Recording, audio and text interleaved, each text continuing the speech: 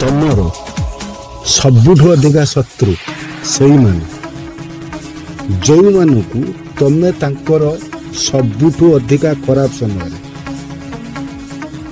ସବୁଠାରୁ ଅଧିକା ସାହାଯ୍ୟ କରିଥିବ।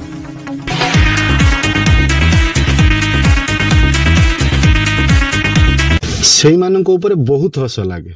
ଯେଉଁମାନଙ୍କର ପୁରା ଚିଠା ଆମ ପାଖରେ ଅଛି ସେଇମାନେ କ'ଣ କୁହନ୍ତି, ତମେ ଆମକୁ ଠିକ ସେ ଚିହ୍ନିନ।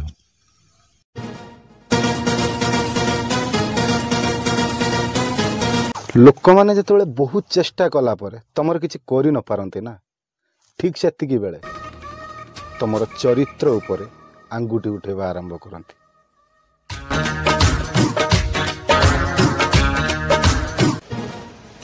ଏବେ କିଛି ଲୋକ ନା ପଛରୁ କେବଳ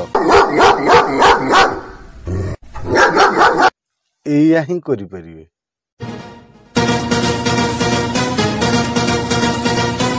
କେହି ଜଣେ ସତ କଥା କହିଥିଲେ, ଖରାପ ସମୟ କଷ୍ଟ ଦିଏ ସତ, କିନ୍ତୁ ବହୁତ କିଛି ଶିକ୍ଷା ବି ଦେଇଥାଏ। ଆପଣାର ବୋଲି ଅଭିନୟ କରୁଥିବା ମଣିଷ ମାନଙ୍କର ଅସଲ ଚେହେରା ବି ଦେଖେଇ ଦିଏ।